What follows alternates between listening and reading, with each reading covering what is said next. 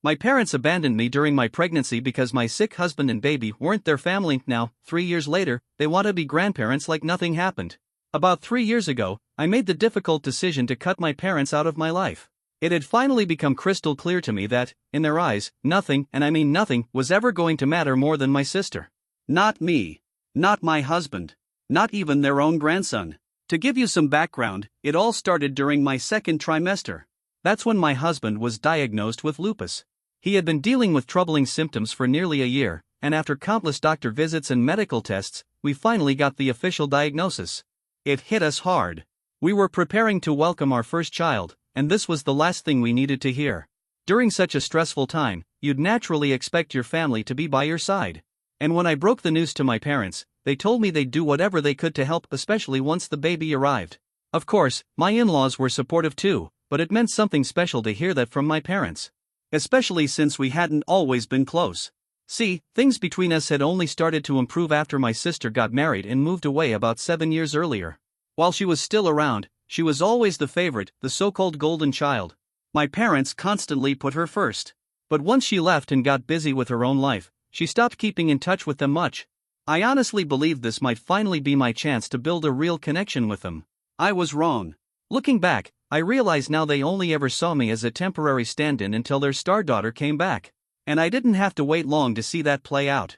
Just 2 months after my son was born, my sister came back home out of the blue. She was getting a divorce apparently. Her husband had been cheating on her. And just like that, my parents dropped everything to focus on her. It was like I had vanished from their world overnight. I was furious not because my sister needed support, but because my parents had promised me they'd help out with the baby. My husband and I were still trying to adjust to his diagnosis, juggling regular doctor's appointments and navigating this whole new reality. Even when we were home, I couldn't lean on him as much as I wanted to. His energy was low most of the time. It would have been cruel to expect more from him given his condition, and I never blamed him. But I did blame my parents. Eventually, I reached a breaking point and confronted them. It had been a particularly rough day, and I just couldn't hold it in anymore. I reminded them about their promise to support me once the baby was born and pointed out how they had completely abandoned us as soon as my sister walked back into the picture. Instead of taking accountability, they flipped the script and accused me of being selfish, entitled, even. I was shocked. They were the ones who had offered help. I hadn't demanded anything. The conversation turned into a full-blown argument. I brought up how I'd always been second best growing up, how everything had revolved around my sister, and of course, they denied it, though it was obvious to anyone who'd been around us. But then came the part I'll never forget. In a moment of frustration, they flat out told me my sister was more important to them. And if I was going to start comparing her to my family, meaning my husband and son, then I was the one in the wrong. Their exact words were, "Your husband and son aren't our family. They're your problem. Your sister is our family." That was the final straw. I ended the call immediately and blocked them from everything. That conversation shattered something in me, and even after all these years, the pain of that moment hasn't faded. I've never spoken to them since, and honestly, I don't plan to. Thankfully, my in-laws were everything my parents weren't. They stepped in with open arms and genuine love. They knew my husband was going through hell, even during my pregnancy, so they made it a point to check in on us constantly. Every couple of days, they'd drop by to help out with the baby, with meals, with whatever we needed. And somehow, with their support, we managed just fine without a single ounce of help from my parents. But deep down, what hurt the most wasn't just the lack of support. It was the way my parents completely dismissed my son, their own grandson. To them, he wasn't even family. That kind of rejection cuts deep. Fast forward to now, it's been 3 years. Life looks very different. We've got a full-time nurse now because thankfully, my husband's web development business took off last year. I ended up quitting my job and joined him, so now we both work from home. It's been working out great for us. We're not just partners in marriage but in business too. We recently threw a small party for our son's 3rd birthday. It was a beautiful day. And then, just a couple days later, my parents showed up at our door with a bunch of gifts in hand. I was floored. 3 years of radio silence, and suddenly they decide to pop in like nothing ever happened. They didn't bring up the argument. No apology. No acknowledgement of the things they said. Instead, they smiled like we were long-lost friends and told me they wanted to finally be grandparents and spend time with their grandson. I couldn't believe it. I actually laughed. Then I gently shut the door in their faces without saying a word. There was no way I was going to let them waltz back into my child's life after saying he didn't matter to them. If they truly believed he wasn't family back then, they could live with that belief now. They didn't take it well. They stayed out there, raising their voices, trying to convince me to come back out and talk things through. But I wasn't having any of it. I simply ignored them, pretending I couldn't hear a thing, until they finally left. My husband and in-laws heard the whole thing from inside. They didn't say a word until I had some time to cool off. About half an hour after my parents left, they gently approached me. That's when they told me. After everything that happened, my husband and his parents gently suggested that maybe I should consider talking to my parents just once. They weren't pushing or demanding, but they did think it might be worth hearing them out. Their point was simple: I shouldn't make a decision like this out of pure anger. They hoped that maybe, with a clearer mind, I'd be open to at least letting my parents explain themselves. They reminded me that, even though it's been 3 long years, my parents did show up. And if I never give them the opportunity to talk things through, I might regret it someday. According to them, if I did give my parents the chance, even if it went horribly wrong, I'd at least walk away knowing I tried. That I did my part, and the failure wasn't on me. And I appreciated their perspective. It wasn't like they were trying to guilt-trip me. I knew their advice came from a place of love and concern. They just didn't want me to carry regret if it could be avoided. But honestly, I'm still not ready. I don't want to open that door, not literally or emotionally. I've come a long way in the past few years, and the last thing I need right now is to let that kind of chaos back into my life. My relationship with my parents has always been rocky. Hot one day, cold the next. And after our last explosive fight, I promised myself I wouldn't speak to them again unless they offered a sincere apology. That hasn't happened. When they showed up the other day, they didn't even acknowledge what they said to me, let alone say they were sorry. Even if an apology does come at some point, I'm going to need time. A lot of it. I won't just welcome them back with open arms. I'll need to really feel that they mean it, and not just because they want access to their grandson. That's not enough. Still, I can't lie, part of me knows my husband and in-laws might be right. Maybe I would feel a little regret down the road if I never hear my parents out. I don't know. I'm stuck somewhere in the middle right now, torn between my own hurt and the idea of closure. So, am I the bad one for not wanting to talk to them after all this time? Update 1: After thinking it over, reading some comments and taking time to reflect, I've decided I'm still not in a place where I can speak to my parents. Emotionally, I haven't healed from what they said. I made a promise to myself that I wouldn't reopen that door without a genuine apology, and I'm standing by it. They had the perfect opportunity to say sorry the other day. Instead, they danced around it, acting like everything was normal, hoping I'd be the one to smooth things over. I shut the door. They stayed outside for a while, trying to talk me into opening it again so we could clear the air. But they didn't say the one thing they needed to: we're sorry. So no, I'm not going to be the one who caves. I've made it through 3 years without them, and if that's what it takes to protect my peace, I'll make it through the next 3 too. Just to be clear, there's no conflict between me and my husband or his family about this.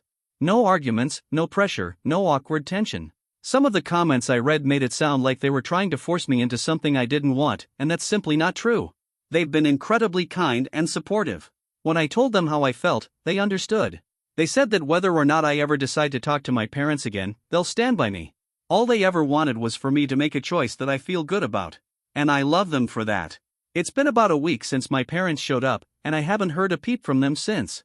I'm not sure why they chose now to reach out after 3 years of silence, but part of me thinks they might try again. If they don't, that's fine. But if they do, I still won't entertain them unless they start with an apology. Update 2: Earlier this week, something unexpected happened. My sister reached out. I hadn't blocked her, so she messaged me on Instagram. She said she was in the area and really wanted to grab lunch together. We've never had major issues, not exactly. We were never very close, though. As teens, we had our fair share of disagreements, but nothing explosive. Since then, things have just been distant. At first, I was hesitant. I figured there had to be a catch. But her message felt genuine, so I agreed. Besides, we haven't been totally out of touch. We usually exchange quick messages on holidays or birthdays, so it wasn't completely out of the blue. When we met, it wasn't too awkward. She kept the conversation light at first, told me her divorce had been finalized 2 years ago, and that she's been back in town ever since. She said she hadn't had the chance to catch up with me because she'd been so busy. We both knew that wasn't the whole truth. It wasn't about being busy, it was just that neither of us had really made the effort. But saying that out loud would have made things uncomfortable, so I let it slide. She told me that during her first year back, she lived with our parents.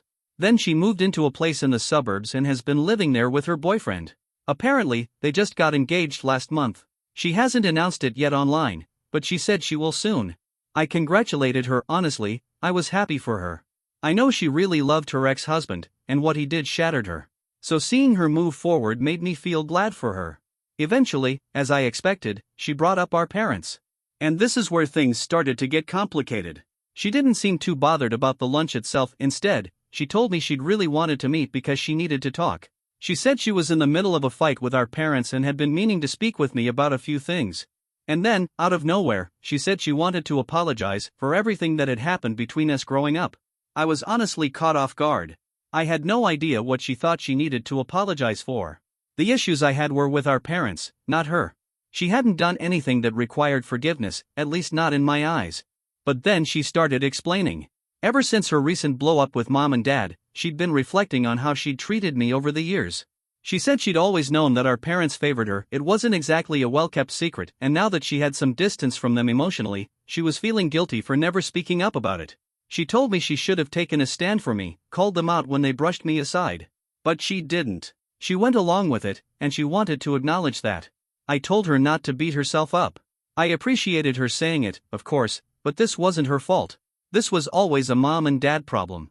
What could she have really done to change how they treated me? Still, she insisted. She said she could have tried harder. And honestly, even though I reassured her that I didn't hold it against her, it meant a lot that she brought it up at all.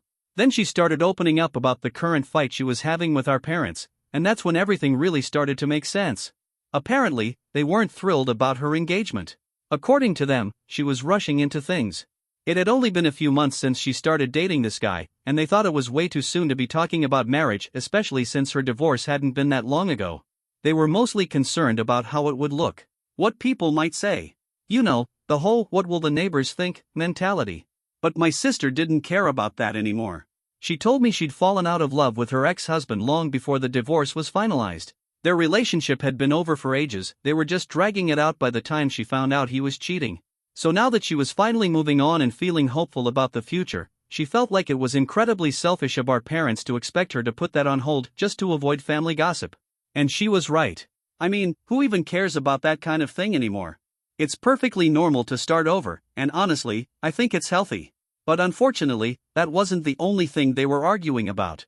Things had gotten even more heated over the topic of children. I couldn't believe it, our parents were still trying to control that aspect of her life too.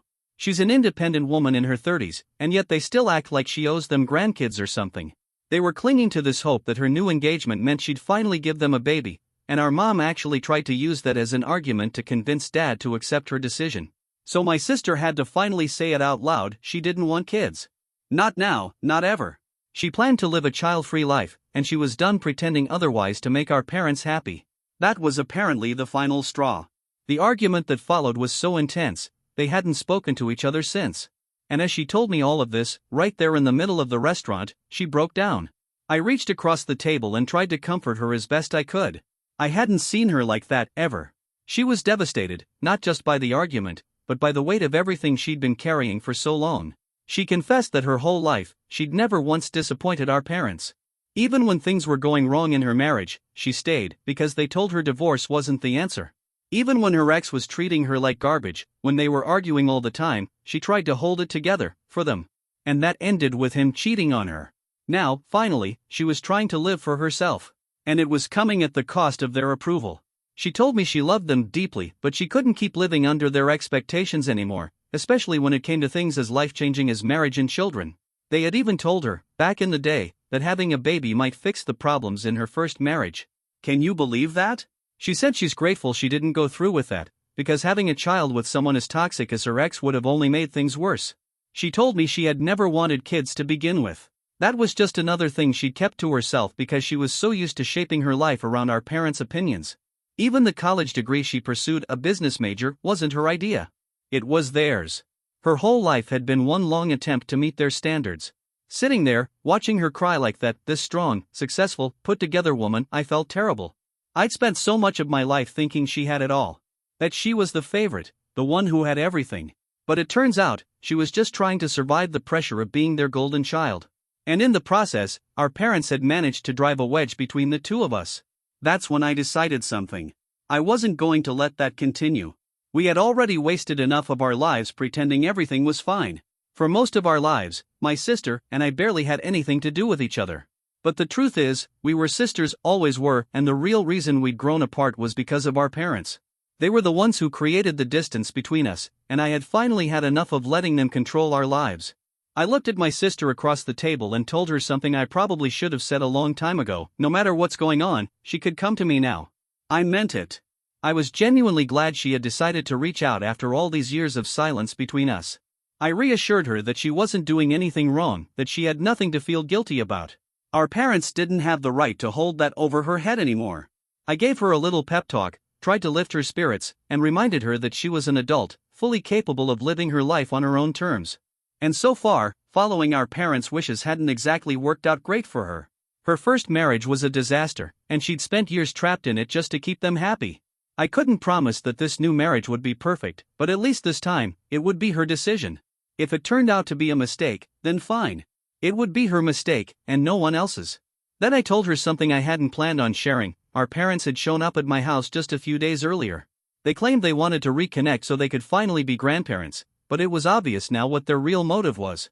They had just found out that my sister didn't plan on having kids. So suddenly, they were looking to me, and more specifically, to my son, as their last chance to play the grandparent role. That realization made my blood boil. My child is not some second-choice backup plan. He's not a prop they get to use when their dreams of the perfect family don't go as planned. And there's no way I'm going to let them treat him the way they treated me growing up, like an afterthought. When I told my sister about their unexpected visit, her face fell. Even she looked disturbed by the timing. It was just too convenient. They find out she doesn't want kids and bam, they're at my doorstep trying to worm their way into my son's life. She told me I was absolutely right to shut them down. And any tiny sliver of doubt I had left about whether I should have forgiven them? Yeah, that vanished right then and there. To be honest, I'm incredibly grateful I said yes to that lunch.